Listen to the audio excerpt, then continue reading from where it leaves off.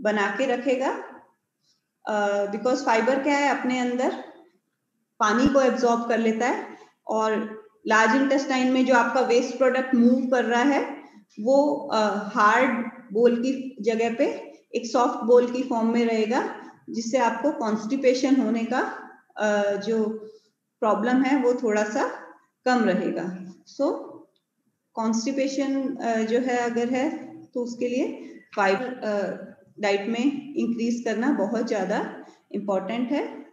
Then इसके अलावा high fibre diet जो है कोलेस्ट्रॉल लेवल को कम करने में हेल्प करती है, देन ब्लड प्रेशर कम करने में हेल्प करती है, इवन शुगर लेवल्स को मेंटेन करने में अगर हाई फाइबर डाइट है तो वो हेल्प करता है।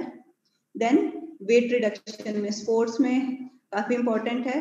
वेट रिडक्शन करना चाहते हैं तो उसके लिए अगर फाइबर की मात्रा खाने में ज़्यादा ले रहे हैं, बिकॉज फाइबर क्या है, आपके पेट को भरा होने जैसी फीलिंग देगा, और उससे आपको बहुत ज़्यादा एनर्जी जो है वो नहीं मिल रही है, इसलिए जो है आप कम खाएंगे और जो है फाइबर आपका वेट रिडक्शन करने में हेल्प करेगा। सो फाइबर जो है, two types of fiber are there, soluble fiber and insoluble fiber. Soluble fiber basically आपके जैसे फ्रूट्स हैं, डिफरेंट काइंड ऑफ ओट्स के अंदर, बार्ले के अंदर, लेग्यूम्स जो हमारे चना, राजमा, सोयाबीन, इनके अंदर जो फाइबर प्रेजेंट होता है वो बेसिकली सोल्यूबल फाइबर होता है, जो पानी के अंदर जो है पानी के अंदर सोल्यूबल होता है, बेसिकली घुलनशील होता है पानी के अंदर। And second one is insoluble fiber. Insoluble fiber जो है includes cellulose, हेमीसेल्यूलोज, बेसिकली जो आपके अनाज में जो फाइबर रहता है, वीट है, वीट ब्रांड बेसिकली, कॉर्न का जो बाहर का फाइबर है, होल सीरियल्स हैं जितने भी आपके, उनके अंदर इनसॉल्युबल फाइबर ज़्यादा रहता है, और जो आपकी सलाद हैं उनके अंदर भी इनसॉल्युबल फाइबर जो है वो ज़्यादा मात्रा में प्रेजेंट रहता है। So this was the type of carbohydrates, कौन कौन से कार्बोहाइड्रेट्स जो हैं और उनके क्या क्या सोर्सेस हैं, किसके सोर्सेस से हमें मिल सकता है। एक इम्पॉर्टेंट चीज फाइबर्स में, बेसिकली अगर हम बात करें डाइट में फाइबर बढ़ाने का, तो आप लोग क्या क्या खा सकते हैं, जैसे जितना होल फ्रूट्स, होल सैलेड खाएंगे तो फाइबर की मात्रा आपको बॉडी को ज़्यादा मिलेगी। इसके अलावा जितना अनप्रोसेस्ड सीरियल्स या अनाज जो है खाएंगे तो उसमें फाइबर की मात्रा जो है वो ज़्यादा रहती है। अनप्रोसेस्ड का मतलब है, अगर हम गेहूं की बात करें, वीट जो है उसको जब हम प्रोसेसिंग करते हैं, वीट हम लोग बिल्कुल होल वीट जो है नहीं खा सकते हैं, डाइजेशन में प्रॉब्लम होता है। बट अगर हम होल वीट को हम थोड़ा सा प्रोसेसिंग करते हैं, उसको प्रोसेसिंग का मतलब है मैकेनिकल प्रोसेसिंग, छोटा छोटा भागों में तोड़ना या फिर और कोई केमिकल डाल के किसी भी फूड का प्रोसेस करना। सो गेहूं को हम दलिया में तोड़ते हैं तो उसके अंदर फाइबर की मात्रा गेहूं से थोड़ी सी कम होती है, लेकिन अगर हम उसी को आटे से कंपेयर करें तो उसके अंदर आटे के कंपैरिजन में फाइबर की मात्रा ज़्यादा रहेगी, बिकॉज जब आटा बना रहे हैं तब आटे को और बारीक जो है पार्टिकल्स में हमने तोड़ दिया है, तो जो फाइबर है, बाहर की लेयर है, वो धीरे धीरे रिमूव होती जाती है। इसी तरीके से जब हम बोलते हैं कि आटा हम लोग चोकर के साथ खा रहे हैं, तो चोकर जो है बेसिकली दैट इज फाइबर। सो चोकर वाले आटे में फाइबर ज़्यादा है बजाय के बिना चोकर वाले आटे में। देन फिर उस आटे को और बारीक पीस दिया तो दैट बिकम्स मैदा। सो मैदे में फाइबर और कम होगा। सो अगर हम 1 ग्राम मैदे को और 1 ग्राम जो है हमारे दलिए को कंपेयर करेंगे तो उसमें हमें कार्बोहाइड्रेट्स की मात्रा में थोड़ा सा डिफरेंस मिलेगा, बिकॉज दलिये में फाइबर ज्यादा है। फाइबर वेट तो दे रहा है आपके खाने को, लेकिन उसके अंदर एनर्जी की मात्रा जो है वो कम रहेगी। सो जितना फाइबर आपकी डाइट के अंदर ज्यादा होगा तो उससे आपको एनर्जी नहीं मिलेगी, बट आपके खाने में बल्क वेट जो है वो उससे बढ़ेगा। साथ ही साथ में जितना अनप्रोसेस्ड सीरियल्स होगा उतना ज्यादा मात्रा में उसमें अलग अलग विटामिन, स्पेशली विटामिन बी जो है, बी कॉम्प्लेक्स, वो जितने भी होल सीरियल्स हैं, अनाज हैं, उनके अंदर जो है फाइबर की मात्रा ज्यादा रहती है। So coming to the digestion of carbohydrates, carbohydrates का डाइजेशन कंपैरेटिवली प्रोटीन्स और फैट्स के कंपैरिजन में काफी सिंपल रहता है। जैसे हमने कल भी बात की थी, जो आपकी ओरल कैविटी है, यहाँ पे सलाइवरी ग्लैंड्स प्रेजेंट रहती हैं, और सलाइवरी ग्लैंड्स कौन सा हार्मोन सीक्रेट करती हैं?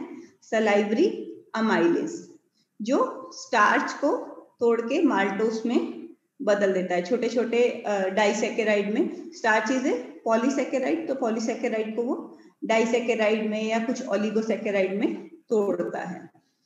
सो यहाँ पे माउथ के अंदर जब आप खाना खा रहे हैं उस टाइम पे कार्बोहाइड्रेट का डाइजेशन शुरू हो रहा है। देन स्टमक में जब जाता है फूड आपका, तो यहाँ पे कार्बोहाइड्रेट का डाइजेशन नहीं होता है।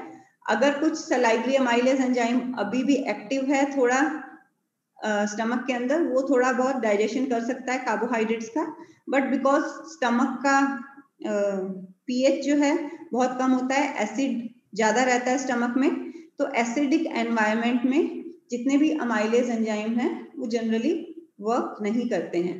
सो इसलिए कार्बोहाइड्रेट का डाइजेशन जो है जनरली स्टमक में नहीं के बराबर होता है। मेनली कार्बोहाइड्रेट का डाइजेशन कहाँ हो रहा है? हमारी स्मॉल इंटेस्टाइन के अंदर। स्मॉल इंटेस्टाइन में जो है कार्बोहाइड्रेट को डाइजेस्ट करने के कुछ एंजाइम्स कहाँ से आ रहे हैं? पैनक्रियास से, और कुछ एंजाइम्स जो हैं ये स्मॉल इंटेस्टाइन की जो सेल्स हैं वो खुद से कुछ एंजाइम्स जनरेट करती हैं। सो मेनली जो है 4 एंजाइम्स हैं। पी अमाइलेज मतलब पैनक्रियाटिक अमाइलेज। सो पैनक्रियास से जो अमाइलेज सिक्रीट हो रहा है वो बेसिकली स्टार्च पे वर्क कर रहा है और उसको माल्टोस में कन्वर्ट कर रहा है। और ये तीनों जो एंजाइम्स हैं, माल्टेस, लैक्टेस एंड सुक्रेस, ये 3 एंजाइम जो हैं बेसिकली इंटेस्टाइन के ब्रश बॉर्डर से रिलीज होते हैं, इसी की सेल्स से रिलीज होते हैं। सो ये बेसिकली माल्टोस जो हमारा डाइसेकेराइड है उसको 2 ग्लूकोज के मॉलिक्यूल में तोड़ रहा है।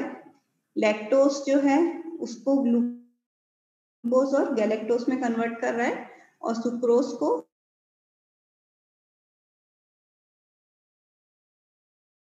ग्लूकोज और जो हमारी बॉडी में रहता है। देन एब्जॉर्प्शन की अगर हम बात करें तो कार्बोहाइड्रेट्स जो हैं बेसिकली जैसे मैंने बताया था 3 फॉर्म्स हैं मोनोसेकेराइड की, जो बेसिकली आपके जो इंटेस्टाइन की सेल्स हैं, स्मॉल इंटेस्टाइन की सेल्स हैं, उससे ब्लड के अंदर ट्रांसफर हो सकती हैं। So that is glucose, galactose and fructose. Fructose जो है basically it is transferred, absorption जो है इसका सेल्स के थ्रू जो होता है उसे हम लोग फैसिलिटेटेड डिफ्यूजन कहते हैं। इट मीन्स एक कैरियर ट्रांसपोर्टर प्रोटीन रहता है जो फ्रक्टोस को हेल्प करेगा जो है इंटेस्टाइन सेल्स से जो है आपके ब्लड के अंदर मूव करने में। इसी तरीके से ग्लूकोज और गैलेक्टोस जो है उनका जो एब्जॉर्प्शन है, उनका जो ट्रांसफर है बेसिकली वो एक्टिव ट्रांसपोर्ट के थ्रू होता है, जिसमें कैरियर प्रोटीन की जरूरत तो होती ही है और साथ में कुछ एनर्जी की रिक्वायरमेंट भी होती है जो अल्टीमेटली ग्लूकोज और गैलेक्टोज को ब्लड में ट्रांसफर करने में हेल्प करता है। सो दो तरीके के मैकेनिज्म हैं, facilitated diffusion as well as active transport. Active transport में एनर्जी की जरूरत रहती है, जबकि फैसिलिटेटेड डिफ्यूजन में एनर्जी की रिक्वायरमेंट नहीं रहती है। यहाँ पे इंपॉर्टेंट चीज ये देखने वाली है कि फ्रक्टोज और ग्लूकोज को ट्रांसपोर्ट करने वाले प्रोटीन्स जो हैं हमारी इंटेस्टाइन की सेल में अलग अलग रहते हैं। सो ये अभी हम आगे जब हम कार्बोहाइड्रेट की रिक्वायरमेंट डिस्कस करेंगे उसमें जो है डिटेल में हम लोग डिस्कस करेंगे कि इसका क्या इंपॉर्टेंस है स्पोर्ट्स के अंदर basically. So this was all about basic carbohydrates. Now we will come to recommendation कि हम लोग कार्बोहाइड्रेट ट्रेनिंग के अकॉर्डिंग किस तरीके से किस टाइम पे क्या कंज्यूम कर सकते हैं। सो बेसिकली कार्बोहाइड्रेट की जो भी लेटेस्ट रिकमेंडेशंस हैं IOC के थ्रू, उसके अकॉर्डिंग कार्बोहाइड्रेट जो है उसे ग्राम पर केजी बॉडी वेट के अकॉर्डिंग जो है रिकमेंडेशंस को दिया गया है। सो अगर कोई पर्सन जो है बेसिकली लो इंटेंसिटी और स्किल बेस्ड एक्टिविटी कर रहा है या फिर बॉडी वेट कंट्रोल करने की कोशिश कर रहा है, वेट कम करना है या फिर किसी और रीजन की वजह से एनर्जी रिस्ट्रिक्टेड डाइट ले रहा है कोई भी एथलीट, तो मिनिमम कार्बोहाइड्रेट की recommendation is around 3 to 5 gram per KG body mass per day. सो अगर कोई पर्सन 70 केजी का है तो 70 into 3, तो मिनिमम जो है उसे, इवन अगर वो वेट लॉस कर रहा है तो उस टाइम पे अराउंड 200-210 ग्राम कार्बोहाइड्रेट इनटेक करने की रिक्वायरमेंट जो है उस पर्सन की रहेगी, because that person is doing training simultaneously. Moderate training programme है और साथ में वेट कंट्रोल करने की कोशिश कर रहा है, तो एटलीस्ट अराउंड 200-210 ग्राम कार्बोहाइड्रेट लेने की जरूरत है। देन अगर विदाउट एनी एनर्जी रिस्ट्रिक्शन अगर मॉडरेट एक्सरसाइज प्रोग्राम है 1 घंटा पर डे का, तो the requirement can go up to 5 to 7 gram per KG per day. जैसे जैसे ड्यूरेशन इंटेंसिटी इंक्रीज होती जा रही है आपके ट्रेनिंग प्रोग्राम की, वैसे वैसे कार्बोहाइड्रेट की रिक्वायरमेंट भी जो है वो बढ़ती जाएगी। सो विल डिपेंड अपॉन, और काफी रेंज है, बिकॉज वी हैव रेंज। सो हम लोग के पास जो है ऑप्शन रहता है कि हम लोग, क्योंकि इंडिविजुअल वेरिएशंस जो हैं बहुत ज्यादा रहते हैं पर्सन टू पर्सन। एक पर्सन अगर 7 gram per KG body wait भी कार्बोहाइड्रेट खाएगा तो he can easily utilize that, उसका मेटाबॉलिक रेट हो सकता है थोड़ा सा ज्यादा हो। सो जो रेंज है in that we can adjust, वो कितना टॉलरेट कर पा रहा है पर्सन कार्बोहाइड्रेट्स, और जो है साथ में उसका बॉडी का मेटाबॉलिज्म कैसा है, उस पर डिपेंड करता है कि आप इस रेंज में, लोअर रेंज पे जाते हैं कार्बोहाइड्रेट रिकमेंडेशन के लिए या फिर हाई रेंज में। अब as a coach it's very difficult आप लोग के लिए जो है कैलकुलेट करना कि पूरी डाइट में कितना कार्बोहाइड्रेट डेली एक पर्सन खा रहा है। दो हम लोग आई थिंक प्रैक्टिकल्स में थोड़ा बहुत डिस्कस करेंगे, 1-2 लेक्चर्स में भी आई विल टेल यू कि जनरली कितना कार्बोहाइड्रेट रहता है अनाज में, पल्सेस में। फिर भी एज ए कोच वो बहुत टाइम कंज्यूमिंग होता है कैलकुलेट करना सारी चीजें। सो उसके लिए बहुत इजी जो है कुछ फूड प्लेट की फॉर्म में जो है डाइट दिखाई गई है कि आपको किस तरीके का डाइट लेना चाहिए। तो इसमें अगर हम कार्बोहाइड्रेट्स देखें, जैसे ये फर्स्ट एग्जांपल है, अगर कोई पर्सन इजी ट्रेनिंग कर रहा है या फिर वेट मैनेजमेंट करने की कोशिश कर रहा है तो उसका प्लेट जो है वो कैसा होना चाहिए। तो उस टाइम पे अगर हम ग्रेन्स देखें, सिर्फ अगर इजी ट्रेनिंग कर रहा है पर्सन तो प्लेट का सिर्फ 1/4 पार्ट जो है वो आपका अनाज का, जो बेसिकली आपको कार्बोहाइड्रेट्स दे रहे हैं, वो होना चाहिए। प्लस ये अनाज भी कैसा होगा आपका, जिसमें फाइबर की मात्रा ज्यादा हो। देन आप देखेंगे यहाँ पे आधा पार्ट जो है that should be of fruits and vegetable. Fruit and vegetable में लोग को मालूम है कि विटामिन्स होते हैं, मिनरल्स होते हैं। हम और भी डिटेल में आगे के लेक्चर्स में डिस्कस करेंगे फ्रूट्स एंड वेजिटेबल के बारे में। बट अगर हम कार्बोहाइड्रेट्स की बात करें तो फ्रूट्स एंड वेजिटेबल में आपको मॉडरेट अमाउंट में कार्बोहाइड्रेट्स मिलेगा, प्लस ज्यादा अमाउंट में आपको फाइबर जो है वो मिलेगा।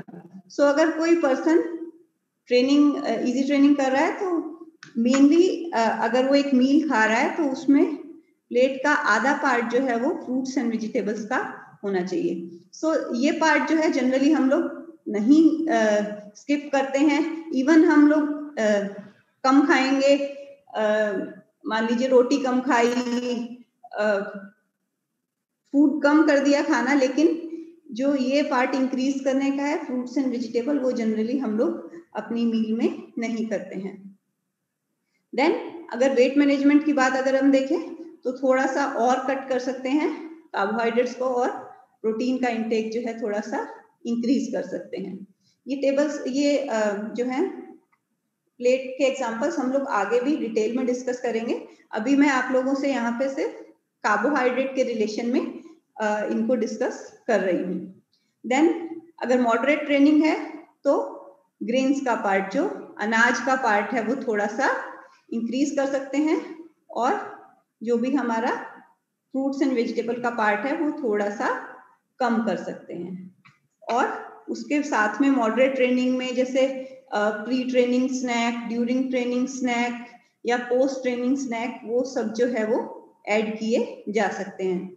वो हम आगे डिस्कस करेंगे अभी कि किस तरीके के स्नैक्स जो हैं वो किस टाइम पे कंज्यूम कर सकते हैं।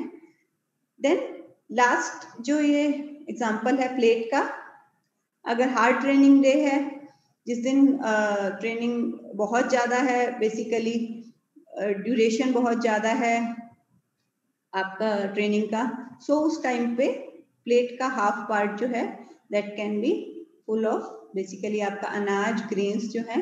सो यहाँ पे अगर हम देखें, इसमें कार्बोहाइड्रेट का इंटेक कम था, फाइबर्स थोड़ा सा ज्यादा था। यहाँ पे कार्बोहाइड्रेट्स थोड़ा सा इंक्रीज हुआ, और यहाँ पे कार्बोहाइड्रेट्स जो है सबसे ज्यादा इंक्रीज हो गया। सो ये जो हमने यहाँ पे जो रिकमेंडेशन दी है, अगर सिंपली हम लोग एथलीट्स को इतना भी गाइड कर देते हैं, इस तरीके की प्लेट की फॉर्म में आपको जो है सीरियल्स जो है, राइस है, चपाती है, ब्रेड है, वो सब लेना है। So at least they will get an idea कि हमें किस तरीके का खाना खाना है जब हम लाइट ट्रेनिंग कर रहे हैं या मॉडरेट ट्रेनिंग कर रहे हैं या फिर हार्ड ट्रेनिंग कर रहे हैं। सो ये जो अभी मैंने रिकमेंडेशन बताई, ये बेसिकली पूरे दिन की रिकमेंडेशन है। आपको पूरे दिन में कार्बोहाइड्रेट जो है वो कितनी मात्रा में खाना है, टोटल कार्बोहाइड्रेट्स। अब कार्बोहाइड्रेट्स जो है इम्पोर्टेंट रोल प्ले करते हैं कि जब हम ट्रेनिंग के टाइम पे, ट्रेनिंग से पहले और ट्रेनिंग के बाद में कार्बोहाइड्रेट का इंटेक करना काफी इम्पोर्टेंट रहता है, बिकॉज एज आई मेंशन कि बॉडी के अंदर कार्बोहाइड्रेट के स्टोर्स जो है वो लिमिटेड रहते हैं। सो जैसे जैसे आपका ड्यूरेशन इंक्रीज हो रहा है ट्रेनिंग का, तो धीरे धीरे आपके बॉडी के कार्बोहाइड्रेट स्टोर्स जो है वो डिप्लीट होने लगेंगे। सो उस टाइम पे हो सकता है आपको बाहर से कार्बोहाइड्रेट लेने की जरूरत पड़े। सो अगर हम ड्यूरिंग ट्रेनिंग की बात करें तो अगर अभी हम लोग रिकमेंडेशन डिस्कस करेंगे कितना अमाउंट कार्बोहाइड्रेट ले सकते हैं। सो बट उससे फायदा क्या क्या है, ब्लड ग्लूकोज लेवल मेंटेन करने में हेल्प करेगा अगर आप ट्रेनिंग के टाइम पे कार्बोहाइड्रेट कंज्यूम कर रहे हैं। देन कार्बोहाइड्रेट ऑक्सीडेशन, कार्बोहाइड्रेट का यूटिलाइजेशन जो है बॉडी के अंदर वो बढ़ जाएगा। आपका लिवर ग्लाइकोजन स्टोर्स जो हैं उनका ब्रेकडाउन कम होगा। सो यहाँ पे लिवर ग्लाइकोजन का ब्रेकडाउन जैसे जैसे होगा, आपके स्ट्रेस हार्मोन्स जो हैं वो बढ़ते जाएंगे, जैसे ग्लूकागॉन का लेवल बढ़ेगा टू दिस ग्लाइकोजन को ब्रेक डाउन करने के लिए। सो जो है, अगर कार्बोहाइड्रेट कंज्यूम कर रहे हैं साइमल्टेनियसली ड्यूरिंग ट्रेनिंग, तो लिवर ग्लाइकोजन का ब्रेकडाउन कम हो सकता है। देन फैटीग जो है वो देर से स्टार्ट होगी बॉडी के अंदर, और it can also improve endurance capacity जो है उसको इम्प्रूव करने में हेल्प कर सकता है। So these are the recommendation. Carbohydrate कितना लेना चाहिए, बेसिकली ये ड्यूरेशन के अकॉर्डिंग है। जैसे जैसे ड्यूरेशन बढ़ती जा रही है, कार्बोहाइड्रेट की रिकमेंडेशंस जो है, उनकी रिक्वायरमेंट जो है पर आवर कितनी लेनी है, वो धीरे धीरे इंक्रीज होती जा रही है। अगर हम जस्ट 30 मिनट की एक्टिविटी की बात करें तो कोई कार्बोहाइड्रेट लेने की जरूरत नहीं होती है। सिर्फ और सिर्फ अगर प्लेन वाटर पी रहा है पर्सन, तो दैट इज सफिशिएंट, कार्बोहाइड्रेट की रिक्वायरमेंट नहीं है। देन अगर 60 मिनट्स तक की एक्टिविटी है, या फिर we can move it to up to 75 minutes तक की एक्टिविटी है, तो सिंपल अगर कार्बोहाइड्रेट आपके पास बॉटल में कार्बोहाइड्रेट वाला ड्रिंक है, स्पोर्ट्स ड्रिंक है, तो उसको आप जस्ट माउथ रिंस भी करेंगे, तो उससे भी क्या है, आपके माउथ में जो टेस्ट बर्ड्स हैं वो आपके ब्रेन तक सिग्नल भेजेंगे कि हाँ, body is getting carbohydrate, so that also is sufficient for 60 minutes 75 minutes activity, अगर सिर्फ माउथ रिंस भी कर रहे हैं कार्बोहाइड्रेट से। देन अगर up to 2 hours of activity है, तो जनरली कार्बोहाइड्रेट की requirement is around 30 gram per hour. It can be maximum limit हम 60 ग्राम पर आवर तक भी जा सकते हैं, but minimum requirement is 30 grams per hour. मतलब कि अगर कोई पर्सन 2 घंटे की एक्टिविटी कर रहा है, तो उसे 2 घंटे में अराउंड 7 ग्राम कार्बोहाइड्रेट लेने की जरूरत रहेगी। जैसे जैसे ड्यूरेशन इंक्रीज हो रही है, सो अगर अराउंड 3 आवर तक का ट्रेनिंग कर रहे हैं, तो कार्बोहाइड्रेट की रिक्वायरमेंट और ज्यादा हो सकती है, can be up to 60 gram per hour. और जो बहुत अल्ट्रा एंड्योरेंस इवेंट्स हैं, मोर देन 3 आवर्स, उसमें रिक्वायरमेंट बहुत हाई जा सकती हैं। और इस टाइम पे बेसिकली कार्बोहाइड्रेट्स जो हैं, हम लोग बोलते हैं मल्टीपल ट्रांसपोर्टेबल कार्बोहाइड्रेट्स जो हैं, उनका इंटेक करना चाहिए। 2-3 घंटे तक कोई प्रॉब्लम नहीं है, किसी तरीके का भी आप कार्बोहाइड्रेट लेंगे तो उससे कोई बहुत ज्यादा फर्क नहीं पड़ेगा। बट अगर आप 90 ग्राम पर आवर के करीब कार्बोहाइड्रेट्स ले रहे हैं फॉर अल्ट्रा एंड्योरेंस इवेंट, सो उस टाइम पे generally it is called multiple transportable carbohydrate should be given. इसका मतलब क्या है, जैसे हम लोगों ने अभी डिस्कस किया था, ये ट्रांसपोर्टेशन है इंटेस्टाइन से ब्लड के अंदर आपके कार्बोहाइड्रेट्स का। सो जब हम बात कर रहे हैं कि 90 ग्राम पर आवर तक कार्बोहाइड्रेट्स दिया जा सकता है अल्ट्रा एंड्योरेंस इवेंट्स के लिए, सो उस टाइम पे basically it should B a combination of glucose and fructose, जो अलग अलग ट्रांसपोर्टर के थ्रू ब्लड के अंदर ट्रांसपोर्ट हो रहे हैं।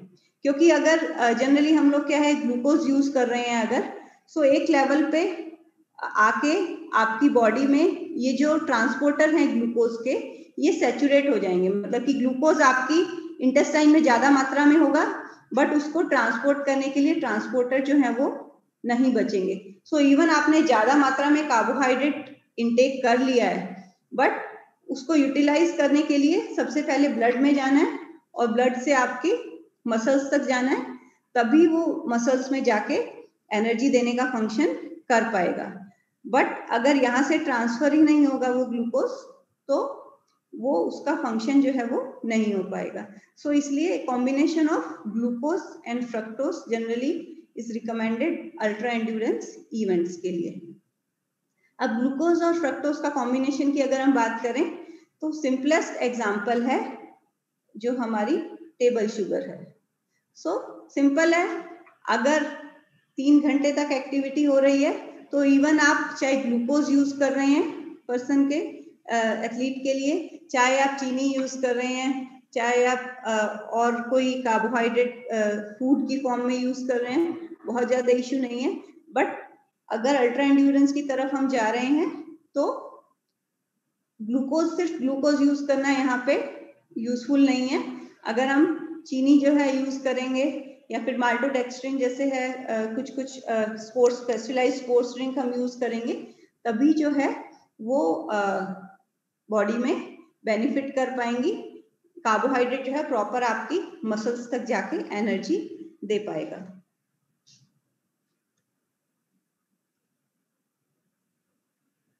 सो अगर हम बात करें एक combination of food and fluid, हम लोग 60 से 75 ग्राम कार्बोहाइड्रेट अगर 2 घंटे की ट्रेनिंग में देना चाहते हैं, सो अगर एक पर्सन 2 बनाना खा रहा है और 500 ml के करीब नींबू पानी जैसे हम बोलते हैं, शिकंजी जिसको बोलते हैं, वो ले रहा है, जिसके अंदर 20 से 30 ग्राम आप ग्लूकोज या चीनी डाल सकते हैं। 20 से 30 ग्राम मतलब 1 चम्मच चीनी जो होती है उसमें अराउंड 5 ग्राम के करीब चीनी होती है 1 चम्मच में। सो अगर 4 चम्मच से 6 चम्मच चीनी डाल रहे हैं 500 ml कार्बोहाइड्रेट्स में, 500 ml वाटर में, सो वो उतना 500 ml लिक्विड प्लस 2 बनानास जो है that will give you around 60 to 75 gram of carbohydrates, जो आपका 2 आवर्स की ट्रेनिंग के लिए सफिशिएंट है। So it is just an example, मतलब कि कोई भी फूड जो है या फिर लिक्विड का कॉम्बिनेशन जो है हम लोग इस केस में कर सकते हैं। But during training carbohydrate calculate करना काफी इजी है इन कंपैरिजन टू अगर आप पूरे दिन का कार्बोहाइड्रेट कैलकुलेट करना चाह रहे हैं, बिकॉज मोस्टली इस टाइम पे हम लोग सिंपल कार्बोहाइड्रेट्स यूज करते हैं। सो उसको हम चम्मच में और अगर मेजर करना उसको जो है वो बहुत ज्यादा इजी रहता है। देन प्री इवेंट मील, जब कंपटीशन में जा रहे हैं तो जनरली प्री इवेंट मील की बात करें हम, तब भी जो है मेनली फोकस जो है कार्बोहाइड्रेट्स पे रहना चाहिए। बेसिकली प्री इवेंट मील क्या कर रहा है, आपकी मसल ग्लाइकोजन के स्टोर्स को बना के रखेगा, ताकि जब आप कंपटीशन में हैं तो उस टाइम पे आपका ग्लाइकोजन स्टोरेज कम नहीं हो, और कंपटीशन के टाइम पे भूख लगना या आपके स्टमक में डिस्कम्फर्ट, उसको जो है प्रिवेंट करना, वो मेन पर्पस रहता है प्री इवेंट मील का। सो प्री इवेंट मील अगर 90 मिनट से कम का इवेंट है, so generally it is recommended 1 से 4 ग्राम पर केजी कार्बोहाइड्रेट जो है इवेंट से पहले ले सकते हैं। सो सिंपली इट्स लाइक कि कंपटीशन से पहले का मील आपको सिर्फ और सिर्फ कार्बोहाइड्रेट पे फोकस करना है, उसके अंदर फैट ज्यादा नहीं होना चाहिए, प्रोटीन भी होगा थोड़ा बहुत मात्रा में, दैट इज ओके। प्रोटीन की क्वांटिटी बहुत ज्यादा नहीं होनी चाहिए, moderate amount is okay, but fat का अमाउंट जो है वो काफी कम मात्रा में होना चाहिए। वो हम फैट में डिस्कस करेंगे क्यों फैट की मात्रा जो है वो कंपटीशन से पहले की मील के अंदर आपके कम होनी चाहिए।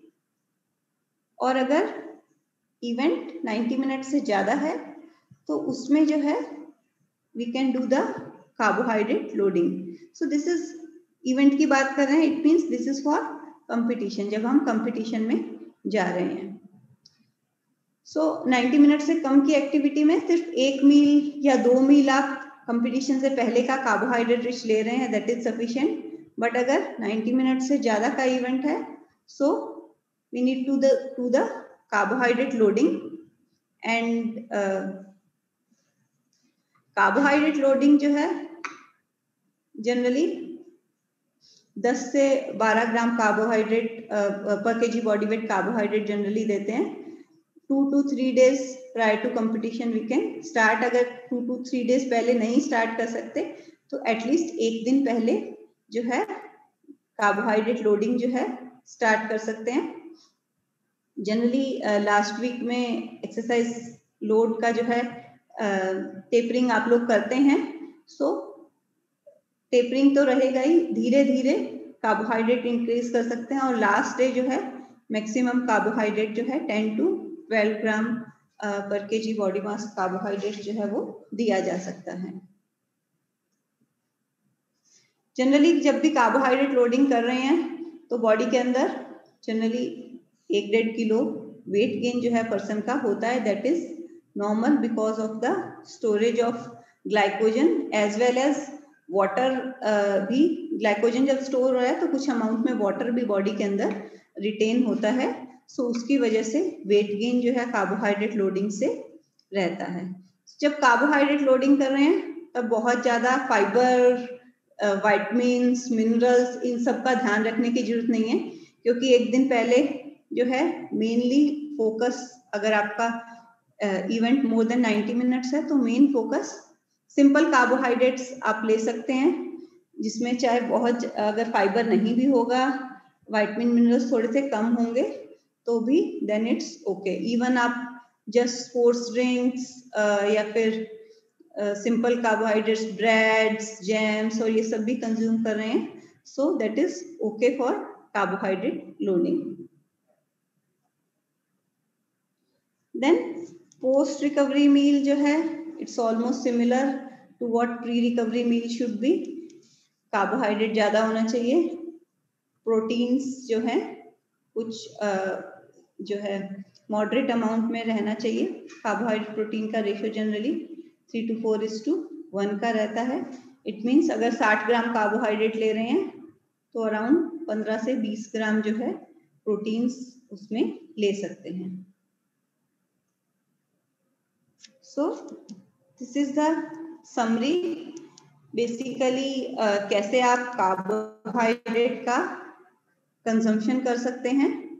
अगर एक पर्सन को हम एथलीट को बता रहे हैं रेगुलर ब्रेकफास्ट, लंच और डिनर कैसा करना है, तो जनरली डाइट के अंदर कॉम्प्लेक्स कार्बोहाइड्रेट जो है, फाइबर, हाई फाइबर कार्बोहाइड्रेट जो है, अनप्रोसेस्ड सीरियल्स या जो कम प्रोसेस्ड सीरियल्स हैं उनका कंजम्पशन जो है वो ज्यादा रहना चाहिए। जैसे एग्जांपल है दलिया है, चोकर वाला आटा है, ब्राउन राइस, या साउथ में जैसे मोटा अनप्रोसेस्ड राइस खाया जाता है। देन जितने भी हमारे नेटिव जो सीरियल्स हैं, अनाज हैं, ज्वार है, बाजरा है, रागी है, मक्की है, इनका आटा रेगुलर खाने में यूज करें। सलाद है, होल फ्रूट्स, उनका इंटेक जो है रेगुलर मील्स जो है उसके अंदर सबसे ज्यादा रहना चाहिए। जब ड्यूरिंग एक्सरसाइज की बात आती है, दैट टाइम जो लो फाइबर इजीली डाइजेस्टेबल कार्बोहाइड्रेट्स जो हैं उनका इंटेक उस टाइम पे इम्पोर्टेंट रहता है। ठीक है, सो लाइक बनाना है, sugars, honey, glucose, sports gel, sports drinks, ये सारी चीजें जो है during exercise it is okay. But अगर वही चीनी आप मान लीजिए डिनर में ऐसे ही डेजर्ट्स खा रहे हैं जस्ट कि मेरे को कार्बोहाइड्रेट ज्यादा लेना है, सो that is not okay. But same sugar अगर आप ड्यूरिंग एक्सरसाइज कुछ अमाउंट में कंज्यूम कर रहे हैं, so that will be beneficial, because उस टाइम पे जब आप ट्रेनिंग कर रहे हैं उस टाइम पे आपको फैटीग कम होगा। उस टाइम पे अगर आप वो कार्बोहाइड्रेट यूज कर रहे हैं तो रिकवरी का प्रोसेस जो है वो फास्टन हो जाएगा। देन कंपटीशन की अगर हम बात करें तो प्री इवेंट अगेन जैसे हम ड्यूरिंग एक्सरसाइज की बात की, it should be low fibre, specially fat कम होना चाहिए, सिंपल इजीली डाइजेस्टेबल कार्बोहाइड्रेट जो है हम लोग ले सकते हैं। जैसे एग्जांपल है वाइट राइस ले सकते हैं, वाइट ब्रेड है, जैम है, पास्ता, कॉर्नफ्लेक्स, आलू है, शकरकंदी, sandwiches, idli, poha, diluted juices, sports bar, so ये सब चीजें जो है एज ए कंपटीशन से पहले मील में यूज की जा सकती हैं। और अगर हम पोस्ट एक्सरसाइज की बात करें, बिकॉज पोस्ट एक्सरसाइज में आपको कार्बोहाइड्रेट थोड़ा सा डिपेंड करेगा नेक्स्ट डे आपका इवेंट कैसा है। So it can be easily digestible, और अनप्रोसेस्ड भी हो सकता है, उसमें फाइबर का अमाउंट ज्यादा भी हो सकता है, नो इश्यूज, बिकॉज ये सिर्फ एक्सरसाइज, इसके बाद आपको एक्सरसाइज नहीं करनी है तो फाइबर आपके स्टमक में कोई प्री इवेंट मील की तरह इश्यू क्रिएट नहीं करेगा। सो इस टाइम पे आप हेल्दी स्नैक्स जो हैं कोई भी, या फिर मील्स, हेल्दी मील्स जो हैं that can be taken, even जो रेगुलर जो आपका मील्स हैं, जैसे हमने यहाँ बताया ब्रेकफास्ट लंच डिनर, वो भी पोस्ट एक्सरसाइज और रिकवरी मील में सिमिलरली फॉलो किए जा सकते हैं। सो प्री इवेंट मील और ड्यूरिंग एक्सरसाइज जो कार्बोहाइड्रेट ले रहे हैं that should be specifically low fibre and low fat, so that can be easily utilized in your body. So that is all for carbohydrates.